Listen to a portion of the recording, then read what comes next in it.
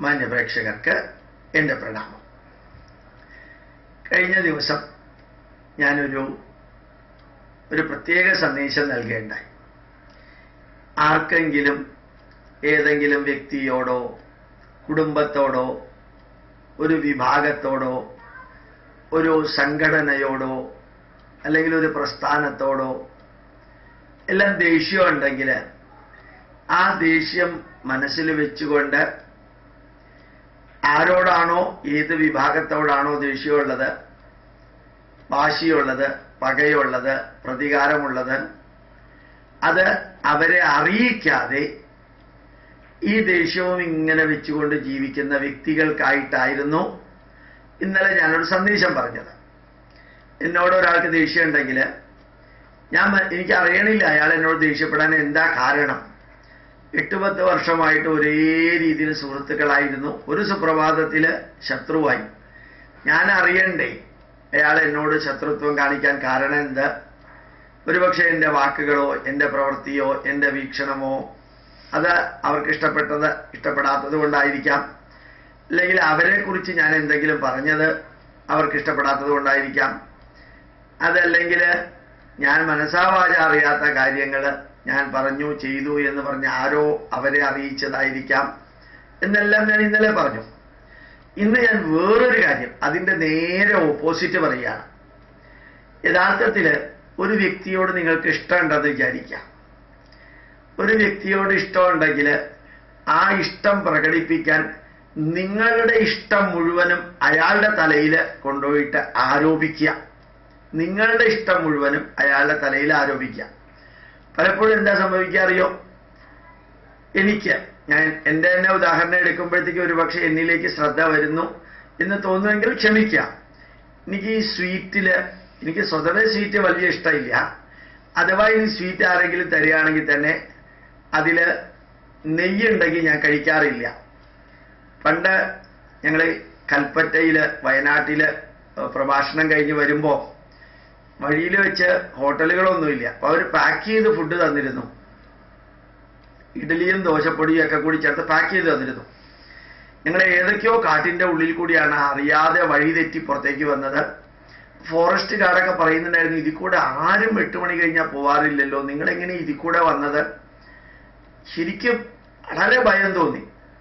2-3 വണ്ടികൾ വന്നിട്ട് പോയാൽ മതി, ഒറ്റയ്ക്ക് പോകണ്ടെന്ന് പറഞ്ഞ് ഞങ്ങൾ അവിടെ നിർത്തുകയും ചെയ്തു ഫോറസ്റ്റ് ഗാർഡുകൾ. അത് കഴിഞ്ഞിട്ട് ആ കാടൊക്കെ കഴിഞ്ഞ് ഞങ്ങൾ നാട്ടിലേക്ക് ഇറങ്ങിയപ്പോൾ കുറേ കടകളും വീടുകളും കണ്ടു. ഒരു വീട് മുട്ടി തുറന്ന് കുറച്ച് വെള്ളം കുടിക്കാൻ വേണമെന്ന് പറഞ്ഞു. ആ വീടുകളൊക്കെ മുസ്ലിം വീടുകളാണ്. അവർ ഞങ്ങളെ കുറേ സഹായിച്ചു. അപ്പോൾ ഈ പാക്ക് ചെയ്ത് തന്ന ഭക്ഷണം അത് ഇഡ്ഡലിയും ദോശപ്പൊടിയുമായിരുന്നു. ഞങ്ങൾ വിശന്ന് പൊരിയുന്ന സമയത്ത് അത് തുറന്ന് കഴിക്കാൻ നോക്കിയപ്പോൾ ആ ഇഡ്ഡലിയുടെ പുറത്ത് മുഴുവൻ നെയ്യ് ഒഴിച്ചിട്ടുണ്ട്. ദോശപ്പൊടി എണ്ണയ്ക്ക് പകരം മുഴുവൻ നെയ്യാണ്. ഒരു ബിറ്റ് പോലും ഞങ്ങൾക്ക് തിന്നാൻ പറ്റിയില്ല. അത് മുഴുവൻ കളഞ്ഞ് വെള്ളവും കുടിച്ച് ഞങ്ങൾ തിരിച്ചു വന്നു. അതായത് ഈ ഇഡ്ഡലിയും ദോശപ്പൊടിയും ഉണ്ടാക്കിയ വ്യക്തിക്ക്, ആ കുടുംബക്കാർക്കൊക്കെ ഈ നെയ്യ് ഇഷ്ടമായിരിക്കും. ആ ഇഷ്ടമാണ് നമ്മൾക്ക് അവർ ചാർത്തിയത്, ചോദിക്കാതെ ചെയ്തത്. നമ്മളെ അറിയിച്ചിട്ടുമില്ല. ചോദിച്ചിരുന്നു എങ്കിൽ നമ്മൾ പറയുമായിരുന്നു, ഇഡ്ഡലിക്ക് ഒന്നും വേണ്ട, ദോശപ്പൊടിക്ക് സാധാരണ വെളിച്ചെണ്ണയോ അല്ലെങ്കിൽ ഏതെങ്കിലും ഓയിലോ മതി എന്ന് പറയുമായിരുന്നു. ഇങ്ങനെയുള്ള സംഭവങ്ങൾ ധാരാളമായിട്ട് നടക്കാറുണ്ട്. ഞാൻ ഈ അടുത്ത കാലത്ത് വിശാഖപട്ടണത്തേക്ക് പോയപ്പോൾ എനിക്ക് 3-4-5 കാര്യങ്ങൾ ഇതേപോലെ സംഭവിച്ചു. എൻ്റെ ആഗ്രഹം വിശാഖപട്ടണത്തെ ആ നഗരങ്ങൾ കാണണം, നഗരഭാഗങ്ങൾ കാണണം, അവിടെയുള്ള കുറേ ആൾക്കാർ, സ്ലം ഏരിയ ഉണ്ടെങ്കിൽ കാണണം, ബിസിനസ്സുകൾ കാണണം എന്നുള്ള ആഗ്രഹമല്ല. ആ കണ്ടത് വേണം അടുത്ത പ്രാവശ്യം എനിക്ക് യൂട്യൂബിൽ അപ്ലോഡ് ചെയ്യാനായിട്ട്. ആ കണ്ടതിൽ നിന്ന് പാഠം പഠിച്ചിട്ട് യൂട്യൂബിൽ അപ്ലോഡ് ചെയ്യാനാണ് കാണേണ്ടത്. നിർഭാഗ്യവശാൽ ഗോപാലകൃഷ്ണന് സൈലൻ്റായിട്ട് പ്രകൃതി സുന്ദരമായിട്ടുള്ള ഒരു സ്ഥലത്ത് അക്കോമഡേഷൻ അറേഞ്ച് ചെയ്തു എന്ന് പറയാൻ വേണ്ടി എയർപോർട്ടിൽ നിന്ന് സിറ്റി തൊടാതെ വളരെ അകലെയുള്ള ഒരു ഗസ്റ്റ് ഹൗസിൽ കൊണ്ടുപോയിട്ട് എനിക്ക് അക്കോമഡേഷൻ അറേഞ്ച് ചെയ്തു. എനിക്ക് പുറത്തേക്ക് പോകാനും അല്ല, അകത്തിരിക്കാനും അല്ല. ഇവരിൽ ചിലരുടെ തലയിൽ ഉദിച്ചതാണ് വളരെ ശാന്തമായിട്ടിരിക്കുക. ഞാൻ ഏതോ സന്യാസിയോ ഋഷിയോ അല്ലെങ്കിൽ തപസ് ചെയ്യാൻ ആഗ്രഹിക്കുന്ന ആളാണെന്ന് തന്നെത്താനെ അങ്ങോട്ട് ധരിച്ചു. നേരെ മറിച്ച് അവർക്കൊന്ന് ചോദിക്കാമായിരുന്നു എൻ്റെ അടുത്ത് എവിടെയാണ് അക്കോമഡേഷൻ വേണ്ടത്. ഇത്രയും വലിയ ഗസ്റ്റ് ഹൗസിൽ പേയ്മെന്റ് കൊടുത്തിട്ട് 10 എത്ര രൂപയാണ് കൊടുത്തതെന്ന് എനിക്ക് അറിഞ്ഞൂടാ, ഞാൻ ചോദിക്കാനും പോയില്ല. നേരെ മറിച്ച് ആ ഹോട്ടലിൽ, ഒരു ചെറിയ ഹോട്ടലിൽ തരക്കേടില്ലാത്ത ഒരു മുറി ഉണ്ടെങ്കിൽ ഒരു നേരം ഉറങ്ങാൻ, 2 നേരം ഉറങ്ങാൻ ഇത്രയധികം കോംപ്ലിക്കേഷൻ ഇല്ല. അപ്പൊ തന്നെത്താനെ അവർ തീരുമാനിച്ചു, ഒരു മനുഷ്യനും ഇല്ലാത്ത സ്ഥലത്ത് ശാന്തമായിട്ട് ഇരിക്കുന്ന ഒരു സ്ഥലത്ത് കൊണ്ടുപോയിട്ട് ഇത് നിങ്ങൾ ചെയ്യരുത്. നിങ്ങൾ ആർക്ക് വേണ്ടി എന്ത് ചെയ്യുമ്പോഴും ഒന്ന് വിളിച്ച് ചോദിക്കാം, നിങ്ങൾക്ക് ഏത് ഭക്ഷണമാണ് വേണ്ടത് എന്ന്. ഇനി ഇതുകൊണ്ട് തീർന്നില്ല, വേറൊരു പ്രോബ്ലം കൂടി ഉണ്ടായി. ഞാൻ താമസിച്ച ഗസ്റ്റ് ഹൗസിൽ ആന്ധ്രാക്കാരുടെ നല്ല ഭക്ഷണമുണ്ട്, സിമ്പിൾ ഭക്ഷണമാണ്, കോസ്റ്റ്ലിയും അല്ല. അപ്പൊ എന്നെ സന്തോഷിപ്പിക്കാൻ വേണ്ടി 10-25 കിലോമീറ്റർ ദൂരെയുള്ള ഒരു മലയാളിയുടെ വീട്ടിൽ നിന്ന് അവിയലും തോലനും എലിശ്ശേരിയും പുളിശ്ശേരിയും എല്ലാം കൂടി ഉണ്ടാക്കി തൂശനിലയുമായിട്ട് ഈ ഗസ്റ്റ് ഹൗസിൽ കൊണ്ടുവന്ന് ആ ക്യാൻറ്റീനിലിരുത്തി എനിക്ക് ഈ മലയാളി ചോറും ഭക്ഷണവും എല്ലാം തന്നു, എന്നെ സന്തോഷിപ്പിക്കാൻ വേണ്ടി. ഈ 365 ദിവസവും കേരളത്തിൽ ഭക്ഷണം കഴിക്കുന്ന ഒരാൾക്ക് ആന്ധ്രാക്കാരുടെ ഭക്ഷണം കഴിച്ചാൽ പോരെ? ഈ 10-25 കിലോമീറ്റർ ദൂരത്ത് നിന്ന് ഇതെല്ലാം ഉണ്ടാക്കി ഞാൻ നിരന്തരം തിന്നുന്ന അതേ ഭക്ഷണം തന്നെ എനിക്ക് കൊണ്ടുവന്ന് തരണോ? ഭക്ഷണം നന്നായിരുന്നു, ഇല്ല എന്നല്ല ഞാൻ പറഞ്ഞത്, നല്ല ഭക്ഷണമായിരുന്നു. പക്ഷേ എന്തിനാ ഈ അവനവന്റെ ഇഷ്ടം മറ്റുള്ളവന്റെ തലയിൽ കൊണ്ടുപോയിട്ട് ചോദിക്കാതെ ആരോപിക്കുന്നത്? പലപ്പോഴും എനിക്ക് തോന്നാറുണ്ട്. അതേപോലെ തന്നെ ചില കാര്യങ്ങൾ നടത്തുമ്പോഴത്തേക്കും അയാൾക്ക് ഇഷ്ടപ്പെടില്ല എന്ന് തന്നെത്താനെ ധരിക്കുക, അല്ലെങ്കിൽ അയാൾക്ക് ഇഷ്ടമാകും എന്ന് തന്നെത്താനെ ധരിക്കുക, എന്നിട്ട് അതങ്ങോട്ട് ഇംപ്ലിമെന്റ് ചെയ്യുക, എന്നിട്ട് അത് മൊത്തം പ്രശ്നമായി തീരുക. ഇതിനേക്കാൾ ഞാൻ നിങ്ങളോട് എല്ലാവരോടും അഭ്യർത്ഥിക്കുന്നു, നിങ്ങളൊന്ന് ചോദിക്കുക. നമ്മുടെ മക്കളോട് എന്ത് കാര്യം ചെയ്യുമ്പോഴും മക്കളോടൊന്ന് ചോദിക്കുക, ഭാര്യയ്ക്ക് വേണ്ടി എന്ത് ചെയ്യുമ്പോഴും ഒന്ന് ചോദിക്കുക, ഭർത്താവിന് വേണ്ടി എന്ത് ചെയ്യുമ്പോഴും ഒന്ന് ചോദിക്കുക. നമ്മുടെ അതിഥിമാരോ സുഹൃത്തുക്കളോ ബന്ധുക്കളോ വരുമ്പോൾ അവരെ ഗസ്റ്റായിട്ടോ മറ്റോ ഉപയോഗിക്കുമ്പോൾ കണ്ടീഷൻസ് ചോദിക്കുക. എവിടെയാണ് അക്കോമഡേഷൻ വേണ്ടത്, ഏത് ലെവലിലുള്ള ഭക്ഷണമാണ് വേണ്ടത്, ഞങ്ങളിപ്പോൾ ഭക്ഷണം ഇങ്ങനെ തയ്യാറാക്കുന്നുണ്ട്, വേണോ, ഇഷ്ടപ്പെടുമോ ഒന്ന് ചോദിച്ചാൽ എന്താ കുഴപ്പം വരാൻ പോണേ? അതേപോലെ 6:30 തുടങ്ങേണ്ട പരിപാടി 8 മണിക്കാണ് തുടങ്ങിയത്. ഈ 6:30 തുടങ്ങാതിരിക്കാനുള്ള കാരണം നമ്മളെ അറിയിച്ചിട്ടില്ല. നമ്മുടെ Indian institute of scientific heritage ഏതെങ്കിലും ഒരു സമയം പറഞ്ഞാൽ കറക്റ്റ് ടൈമിൽ 99% നമ്മൾ തുടങ്ങിയിരിക്കും. നമുക്ക് കൺട്രോൾ ഇല്ലാത്ത സ്ഥലമാണെങ്കിൽ അവരോട് തന്നെ ചോദിക്കും എപ്പോൾ തുടങ്ങും, അതിന് 10 മിനിറ്റ് മുമ്പ് നമ്മൾ വന്നാൽ പോരെ എന്ന് ചോദിക്കും. പക്ഷേ സാറിനെ കൊണ്ടുവന്ന് ഇവിടെ വെറുതെ ഇരുത്തണ്ടല്ലോ. അതെല്ലാം ശരിയാണെങ്കിലും 6:30 സാറെ പ്രോഗ്രാം തുടങ്ങുക, ഞങ്ങൾ സാറിനെ ബന്ധപ്പെട്ടുകൊണ്ടിരിക്കാം. ചിലപ്പോൾ വൈകിയാൽ അതിന് ഇന്ന കാരണങ്ങൾ ഉണ്ടാവാൻ സാധ്യതയുണ്ട്. സാർ നേരത്തെ വന്നിരിക്കുന്നോ അല്ല ആവുന്നതിന് 10 മിനിറ്റ് മുമ്പ് വന്നാൽ മതിയോ? ഇതൊന്നും നമ്മളെ അറിയിച്ചിട്ടില്ല.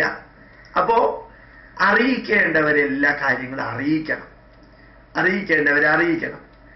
ആരാണ് നമ്മളെ കൊണ്ടുപോകാൻ വരുന്നത് അത് കൃത്യമായിട്ട് അറിയിക്കണം. അയാളുടെ ഫോൺ നമ്പർ വേണമെങ്കിൽ കൊടുക്കണം, അയാൾക്ക് നമ്മളുടെ ഫോൺ നമ്പർ കൊടുക്കണം.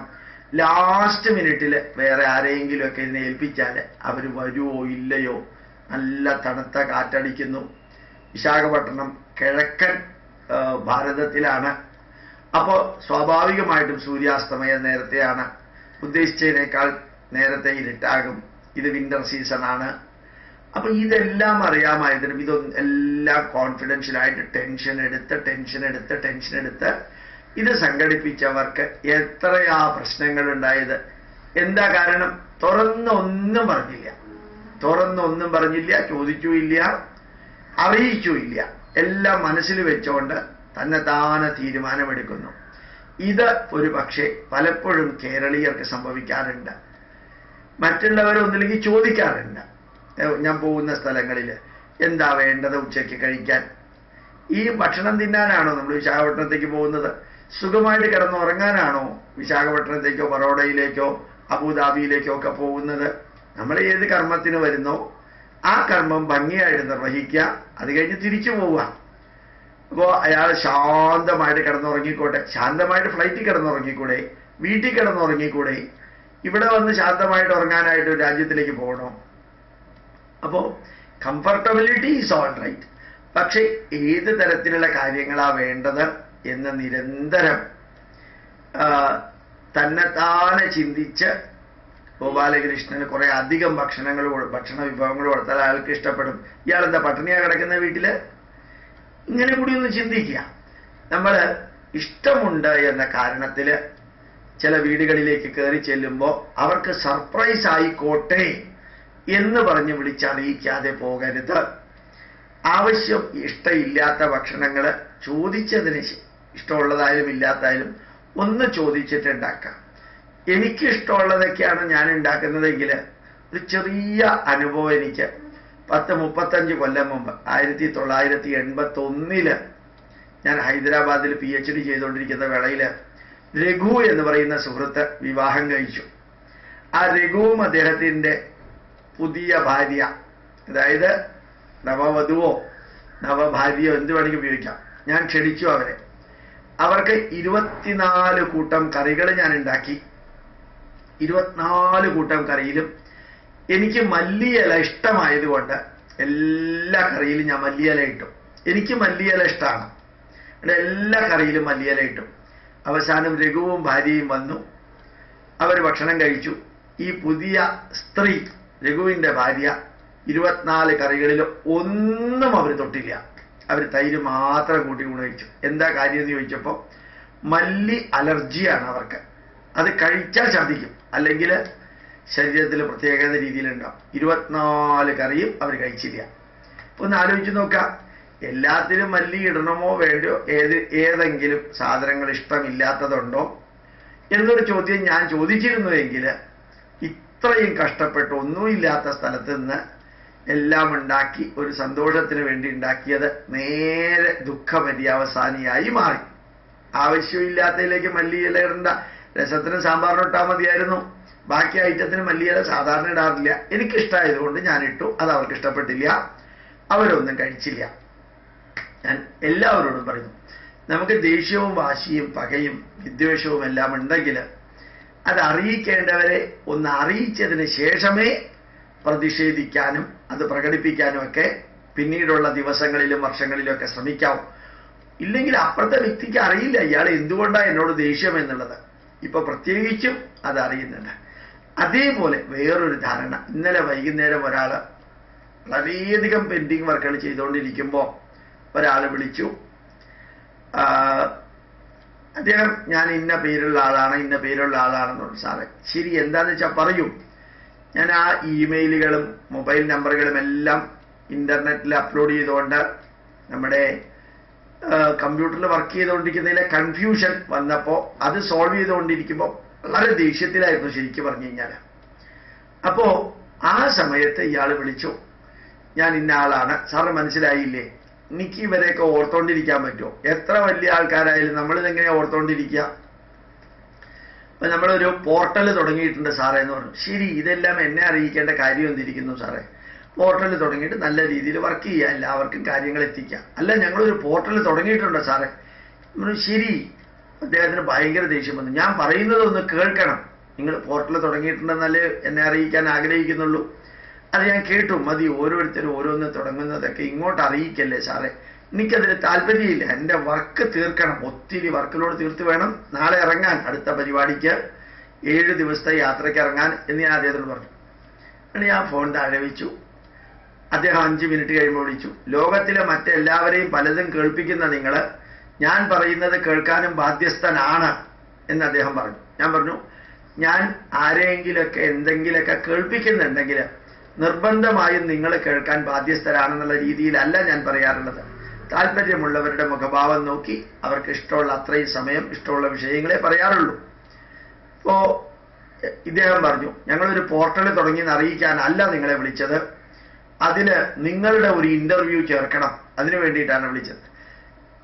എൻ്റെ സുഹൃത്തുക്കളാണ് തുടങ്ങിയത്. സാർ, എനിക്ക് ഇന്റർവ്യൂ നൽകാനും താല്പര്യമില്ല, പോർട്ടലിൽ എൻ്റെ ശബ്ദം കേൾപ്പിക്കാനും താല്പര്യമില്ല, അതിനൊന്നും ഇപ്പോഴത്തെ കണ്ടീഷനിൽ എനിക്ക് നേരവുമില്ല, എനിക്ക് താല്പര്യവുമില്ല. ഇത് കഴിഞ്ഞിട്ട് ഞാൻ അദ്ദേഹത്തോട് ചോദിച്ചു, സാറിൻ്റെ സുഹൃത്തുക്കളെ എന്തെങ്കിലും തുടങ്ങിയിട്ടുണ്ടെങ്കിൽ അത് അവർ വിളിച്ചാൽ പോരെ, സാർ എന്തിനാ ഇന്റർമീഡിയറ്റ് ആയിട്ട് നിൽക്കുന്നേ? ഈ ബ്രോക്കറെ പോലെ മധ്യസ്ഥനായിട്ട് നിൽക്കുന്ന എന്തിനാ? അവർക്ക് നേരിട്ട് വിളിച്ചൂടെ? ഒരു SMS തന്നൂടെ? ഒരു മിസ് കോൾ തന്നൂടെ?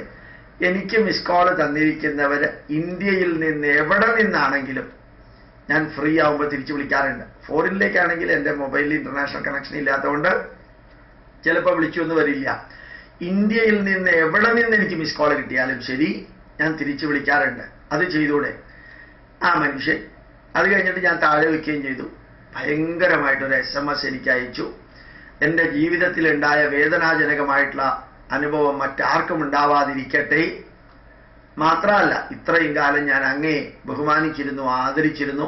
ഇതോടുകൂടി എനിക്ക് അങ്ങയോടുള്ള ബഹുമാനവും സ്നേഹവും എല്ലാം പോയി എന്ന് പറഞ്ഞൊരു SMS അയച്ചു. പിന്നെയും കുറെ കാര്യങ്ങൾ എഴുതിയിട്ടുണ്ട്. ഞാൻ അദ്ദേഹത്തിന് തിരിച്ച് മറുപടി കൊടുത്തു. If you are in my shoes you would not have felt it. And why people are always looking for an intermediate? That is the painful thing. Why can't they send an SMS? Why can't they send an email? Why can't they send a missed call? So naturally, I would have responded in a positive way whenever I get a time and I am free. പക്ഷെ ചിലരൊക്കെ ധരിക്കുന്നു പേര് പറഞ്ഞാൽ മറ്റേ ആൾ മനസ്സിലാകുമെന്ന്. നമ്മൾ നൂറുകണക്കിന് ആൾക്കാരെ ഇങ്ങനെ കണ്ടുകൊണ്ട് പോവുകയാണ്. ആരുടെ പേര് ഓർമ്മിക്കാറുമില്ല, ചോദിക്കാറുമില്ല, ചോദിച്ച് കേട്ടാലോട്ട് തലയിൽ നിൽക്കാറുമില്ല. അത്രയും പ്രഭാഷണ പരിപാടികൾ. അതിൻ്റെ അർത്ഥം അസാമാന്യമാം വിധത്തിൽ കർമ്മമണ്ഡലത്തിലെന്നല്ല. ഇവരുടെയൊക്കെ പേര് ഓർമ്മിക്കാനൊന്നും സാധിച്ചൊന്നും വരില്ല. ധാരാളം വ്യക്തികൾ പേര് മാത്രം പറഞ്ഞു. മനസ്സിലായില്ലേ സാറിന്? എന്നെ മനസ്സിലായില്ലേ? എൻ്റെ ശബ്ദം കേട്ടിങ്ങനെ മനസ്സിലായില്ലേ? ഞാൻ ഫോൺ താഴെ വെക്കാറുണ്ട്. ആര് മനസ്സിലാക്കിയില്ല എന്നുള്ളതൊന്നും ഇമ്പോർട്ടൻ്റ് അല്ല. ഇനി നാലാമത്തെ ഒരു പോയിന്റ് കൂടി പറയാനുള്ളത്, ഞാൻ ആ വിശാഖപട്ടണത്തെ എക്സാമ്പിൾ പറഞ്ഞ്, അവിടുത്തെ ഭക്ഷണത്തിൻ്റെ എക്സാമ്പിൾ പറഞ്ഞു, അവിടുത്തെ ഗസ്റ്റ് ഹൗസിൻ്റെ എക്സാമ്പിൾ പറഞ്ഞു, ഇവിടെ പ്രോഗ്രാം സംഘടിപ്പിച്ചതിലുണ്ടായിട്ടുള്ള ഡിലേയെ അറിയിക്കാതിരുന്നതിനെ കുറിച്ച് പറഞ്ഞു. ഇന്നലെ ഒരാൾ ഫോൺ വിളിച്ചത് ഇങ്ങനെ പോർട്ടലിൽ ഇന്റർവ്യൂ നടത്തുന്നതിനെ കുറിച്ച് പറഞ്ഞു. ഇതേപോലെ വേറെ ചിലർ പതിവുണ്ട്. എനിക്ക് അത്ഭുതം തോന്നാറുണ്ട്. ഞാൻ BJP നേതാവ് ഇന്ന ആളുടെ ബന്ധുവാണ്, MT വാസുദേവൻ നായരുടെ അടുത്താണ് ഞാൻ താമസിക്കുന്നത്, ആരാധ്യനായ ജ്ഞാനപീഠം അവാർഡ് വാങ്ങിച്ച MT വാസുദേവൻ്റെ അടുത്താണ്.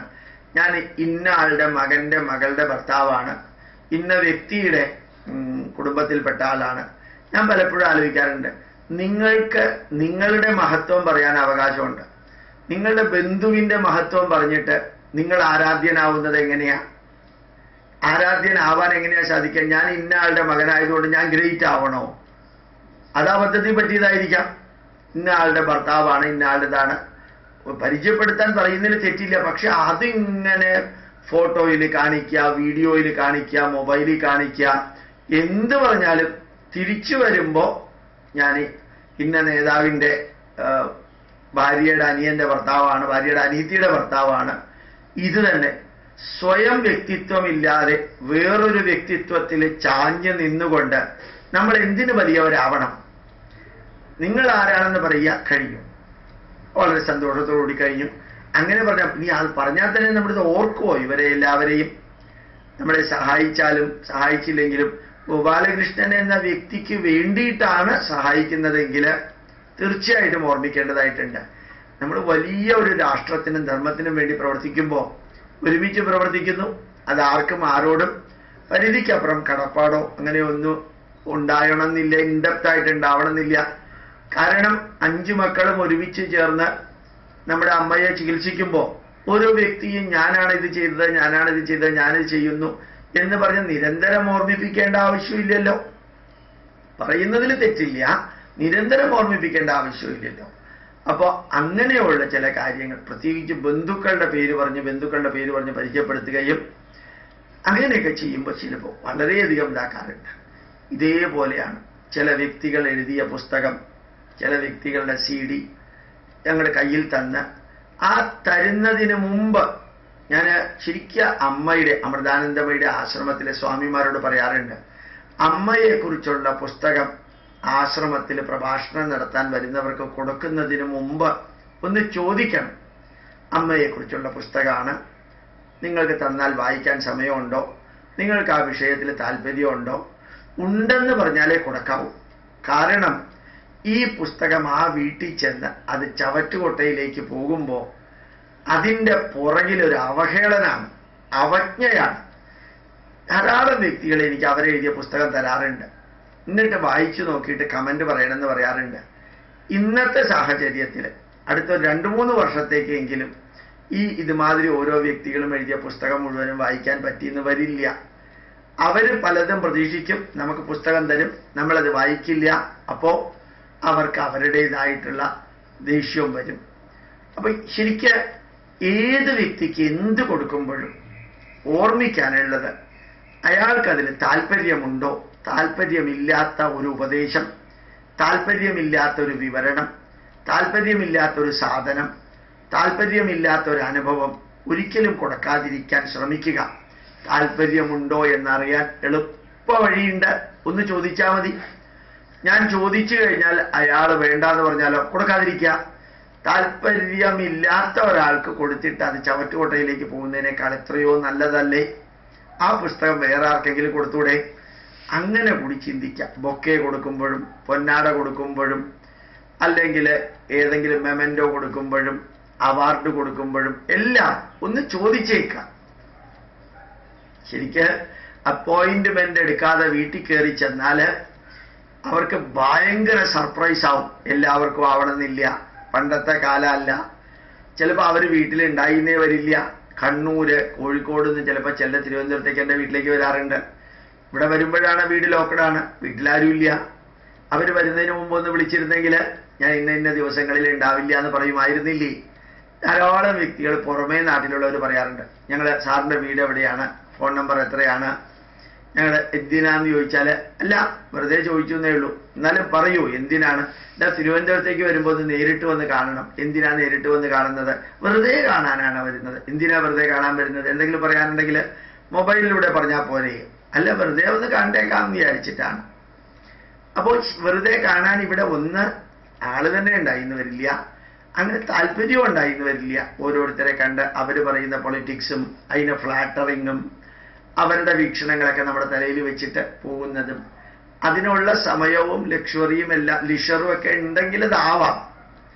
അതില്ലാത്തവരുണ്ട്, ഞാനെന്നല്ല, ധാരാളം പേരില്ലാത്തവരുണ്ട്. ഓരോരുത്തരും പെട്ടെന്ന് കയറി വരുന്നത് ഒരു ഭാരമായി തീരുന്ന അവസ്ഥ ഉണ്ടാവരുത്. ഒന്ന് വിളിച്ച് ചോദിക്കുക.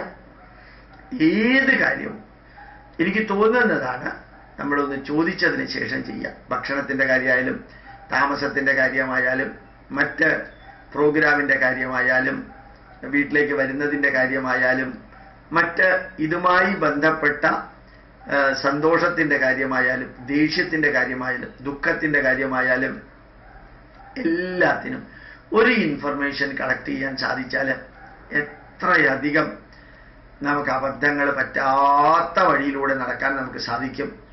അതില്ലെങ്കിൽ ധാരാളം പ്രശ്നങ്ങൾ ഉണ്ടാവുമെന്നുള്ളത് മറക്കാതിരിക്കുക. പ്രണാമം, നമസ്കാരം.